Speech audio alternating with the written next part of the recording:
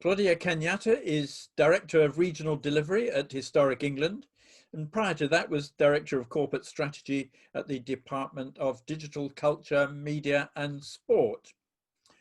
So Claudia, what has been the impact of COVID-19 on the heritage sector, and how has your emergency response fund been able to help? Hi, Peter. Well, we know that the heritage sector has been really badly affected by COVID. Heritage attractions, as with many other organisations in the culture sector, have been badly hit by lockdown and the associated loss of income. So we know, for example, that English Heritage at the beginning of lockdown closed over 400 of its sites, although thankfully most of those are now reopened. And added to this, a lot of heritage organisations, and particularly smaller organisations, have lost some of the volunteers who are so important to keeping them running. But it's not just been about visitor attractions. COVID has also seen lots of projects cancelled, stalled or stopped. And this has had a real impact on the maintenance, repair and development work carried out by the heritage sector. So we know that some firms are facing insolvency and that there is a real risk that some really valuable heritage skills might be lost, possibly forever. Some of the survey work that we carried out earlier this year showed that it was individual craftspeople, small crafts-based businesses and professional services such as architects or surveyors who were most at risk, even with the full range of current government support programmes in place. And we know that this really matters. So heritage is going to be a really important part of the country's recovery. Heritage can help to create distinctive, successful places. It can support vibrant communities. The sector is a major employer. Heritage drives a huge amount of our tourism. And we also know that heritage really matters to people. So if you ask people, in surveys, they've identified heritage alongside the countryside and the NHS as the top three things that make people the most proud of Britain. So we've been really pleased that the government's Culture Recovery Fund includes some really significant funding for the heritage sector. So this year we're making available £50,000, £50 million of capital funding that will support owners of listed buildings to carry out maintenance work and repairs, that will put more money into Historic England's existing Heritage at Risk Fund, and that will fund nationally important listed buildings that are open to the public to restart their repair and improvement programmes. And as part of the Cultural Recovery Fund, we're also working with the National Lottery Heritage Fund to provide £88 million of funding to support heritage organisations at risk of failure. So we're currently assessing applications for all of these schemes, and we hope to start allocating funding towards the end of this month and through into October. Tell me about the High Streets Heritage Action Zones. You have them across the country, but 5 of them in London. Which are the London ones, and what can you do to help struggling areas like that? So we're really pleased to be working with historic high streets, and particularly at the moment when COVID has really amplified and accelerated some of those really big challenges that high streets have faced in the past couple of years. So just to give you a quick overview of the programme, the High Street Heritage Action Zone programme is funded with £95 million worth of funding from MHCLG and DCMS. And that funding over 4 years will help us to work with 69 high streets across the country, involving a huge range of places and partners. And as you say, 5 of these projects are in London. So in London, we have projects in Tottenham, Woolwich, South Norwood, Harlesden High Street and Tower Hamlets. The Heritage Action Zones are about supporting the revival and now the recovery of historic high streets through traditional fabric improvements alongside community and cultural programmes, which we hope will give local communities the chance to engage with their local heritage and get involved with how historic high streets develop in the future, that will change perceptions of places and that will bring new visitors back to high streets. The projects reinforce the idea that high streets are at the centre of their communities, the centre of community life, and a really important part of local identity. And I think we've seen that even more through lockdown and through COVID, where people's attention has been brought back to their local neighbourhoods, including their local high streets. So we hope that this is the right programme that has come along at the right time to support historic high streets as they're about to go through another period of really rapid change. And just to give you a couple of ideas, a couple of examples of the sorts of work that we'll be doing, in Harlesden, there is a high street with some lovely Victorian and Edwardian buildings that have been in decline for a number of decades. And our project is focused on restoring a key stretch of those buildings as a really important gateway to the high street and gateway to the area. So we hope that the restoration will help the high street retain its character and sense of place as it goes through a period of change. And as part of the project in Harlesden, we'll be restoring 2 buildings and converting them for community use in an area that we know lacks community space, alongside new space for SMEs and a programme that will offer local people training in caring for historic buildings. The project in Tottenham is focused on the high road between Bruce Grove and Tottenham Green.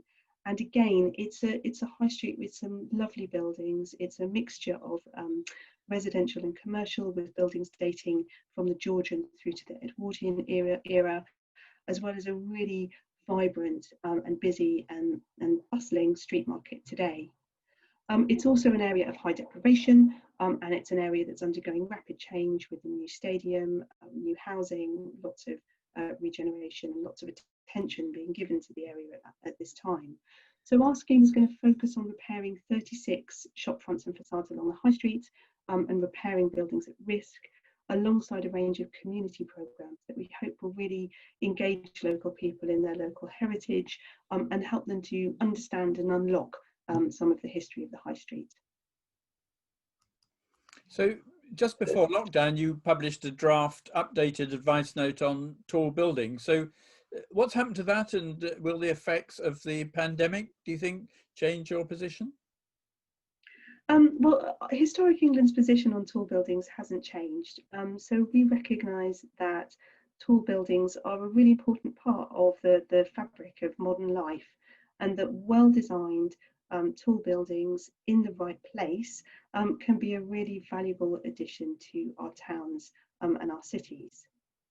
As the government's advisor on the historic environment, we are concerned about any proposals which might cause harm to historic surroundings, but that definitely doesn't mean that we're against any tall building.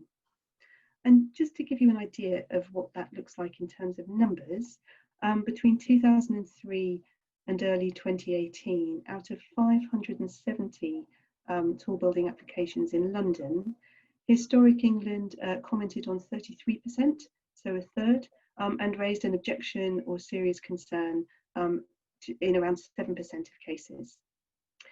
So our tall buildings guidance is designed to be a helpful guide for developers, for designers, for local authorities, and really for anybody involved in the tall buildings process. The latest version of the advice note was published in 2015, so it really is time to update it. The world is very different today, even from the way it was 5 years ago. The new version that we put out for consultation responds to recent changes in the NPPF and in other government guidance, such as the National Design Guide, as well as to recent good practice. It places a much stronger emphasis on the importance of a plan-led approach and an approach that takes account of context and of place. It provides some much better case studies and examples to really try and make it something that is more useful and more usable.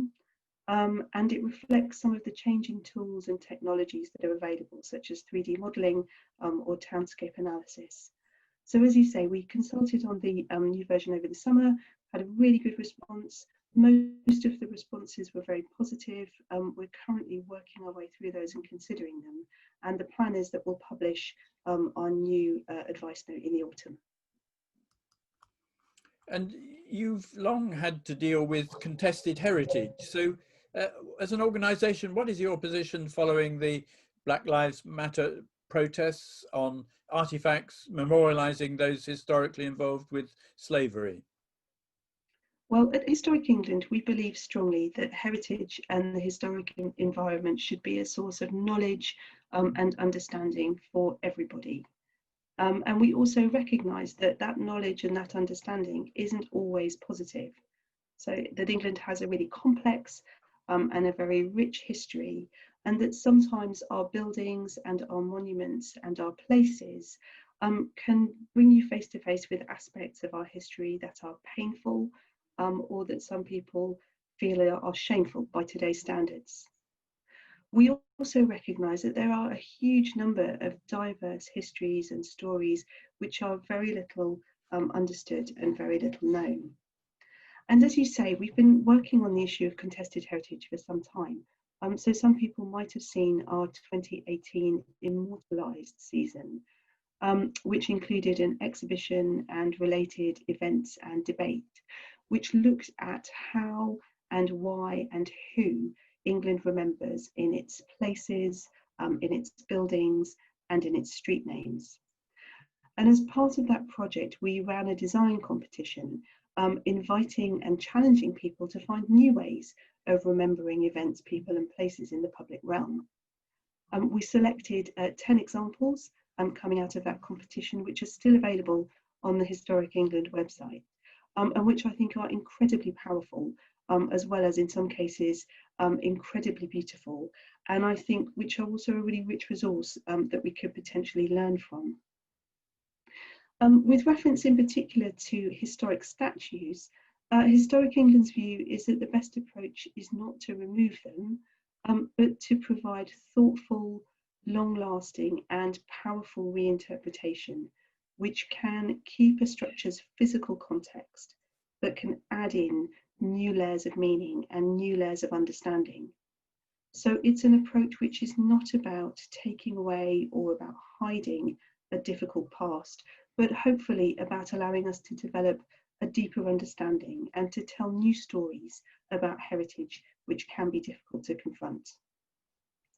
And when difficult subjects come up like this, we think it's really important to open up conversation. And so we welcome open discussions with owners, with communities, with local authorities, many of whom are dealing with some of these conversations and some of these decisions right now.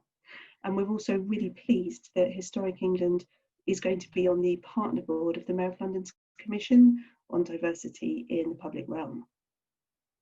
But beyond statues, over the past few years, we have taken a number of steps to address the lack of diversity in the National Heritage List for England and in some of the work that we do.